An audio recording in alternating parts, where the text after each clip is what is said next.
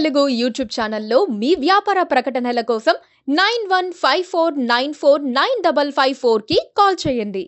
Andhra Pradesh Telugu Desam party Chandrababu Naidu పేర్లు గత వారం రోజులుగా దేశ రాజకీయాల్లో మారుమోగిపోతున్నాయి. మోదీ ప్రభుత్వం మూడోసారి ఏర్పడడానికి ఆంధ్రప్రదేశే కారణమని అందరూ విశ్లేషిస్తున్నారు. కింగ్ మేకర్ అన్నారు. కేంద్ర మంత్రి పదవులకు ఢోకా ఉండదు అన్నారు. 2 కేబినెట్ పదవులు, 2 కేంద్ర మంత్రి పదవులు, డిప్యూటీ స్పీకర్ వంటి పదవులు వస్తాయని అనుకున్నారు. అయితే వచ్చిన హైప్ కు కేటాయించిన పదవులు, శాఖలకు పొంతన లేకుండా పోయింది. ఎందుకలా? టీడీపీ ఎందుకు డిమాండ్ చేయలేకపోయింది? సార్వత్రిక ఎన్నికల ఫలితాలొచ్చిన తర్వాత తెలుగుదేశం పార్టీకి వచ్చిన హైప్ ను బట్టి చూస్తే అనుకున్న విధంగా పదవులు, కీలక శాఖలు రాలేదు. కింగ్ మేకర్ గా టీడీపీని జాతీయ రాజకీయ నేతలు అభివర్ణించారు. అయితే కేబినెట్ లో ఆ స్థాయిలో ప్రాధాన్యం మాత్రం ఎక్కడా కనిపించడం లేదు. చివరికి ఒక్క కేబినెట్, ఒక్క సహాయ మంత్రి పదవితో సరిపెట్టారు. శాఖలు కూడా ఏపీకి అంతగా ఉపయోగపడేవి కావు. రామ్మోహన్ నాయుడికి పట్టణాభివృద్ధి శాఖనిచ్చినా ఏపీకి రాజధాని నిర్మించుకోవటానికి ఉపయోగకరంగా ఉంటుందని అనుకున్నారు. కానీ గతంలో అశోక్ గజపతిరాజుకి ఇచ్చిన పౌర విమానయానమే ఇచ్చారు. చాలా కాలంగా పెండింగ్ లో ఉన్న భోగాపురం ఎయిర్పోర్టును వేగంగా పూర్తి చేసుకునే అవకాశం మాత్రం లభిస్తుంది. గుంటూరు ఎంపీ పెమ్మసాని మెడికల్ రంగంలో నిపుణుడు. ఆయనకు ఆరోగ్య శాఖ సహాయ మంత్రి పదవి కేటాయిస్తారేమో అనుకున్నారు. కానీ గ్రామీణాభివృద్ధి, కమ్యూనికేషన్ల శాఖను కేటాయించారు.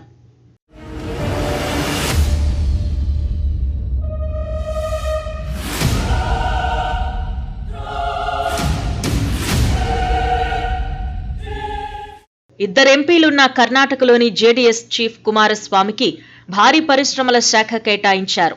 మొత్తంగా టీడీపీకి నిరాశ ఎదురైంది. కింగ్ మేకర్ అంటూ జాతీయ మీడియాలో జరిగిన ప్రచారంతో మోదీ మళ్లీ కోపం తెచ్చుకున్నారేమో కానీ హైప్ మాత్రమే టీడీపీకి మిగిలిందన్న అభిప్రాయం వినిపిస్తోంది.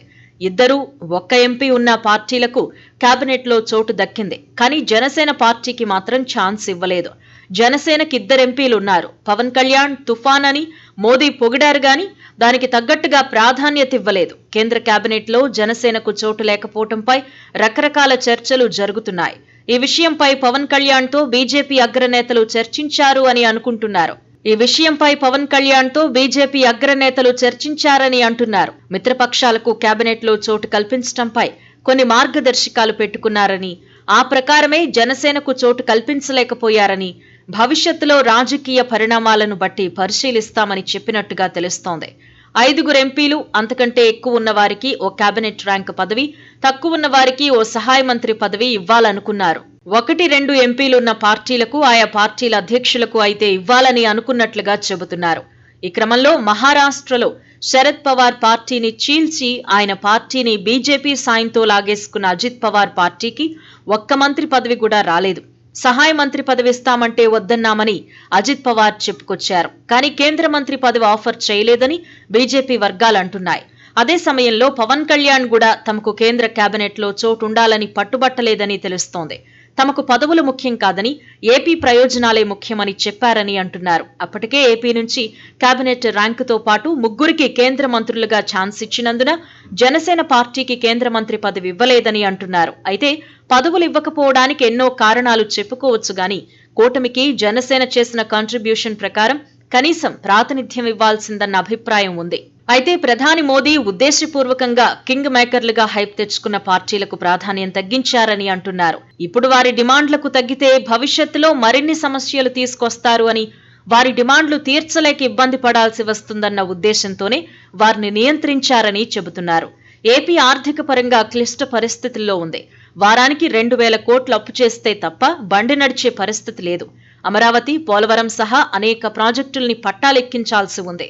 వీటన్నింటికీ కేంద్ర సహకారం అవసరం. అందుకే మోదీ, చంద్రబాబు సైలెంట్ గా ఉన్నారని అనుకోవచ్చు. జాతీయ మీడియాలో ప్రచారం జరుగుతున్నట్లుగా బీజేపీ కూటమి అంత బలహీనంగా ఏమీ లేదు. ప్రభుత్వాన్ని ఎలా నిలబెట్టుకోవాలో మోదీకి బాగా తెలుసు. అందుకే మిత్రపక్షాలు కూడా ఏమాత్రం ధిక్కరించాలని అనుకోవడం లేదు.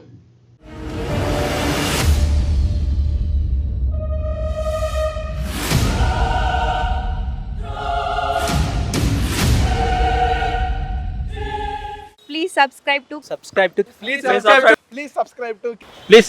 KTV Telugu. KTV Telugu. KTV Telugu. KTV Telugu channel.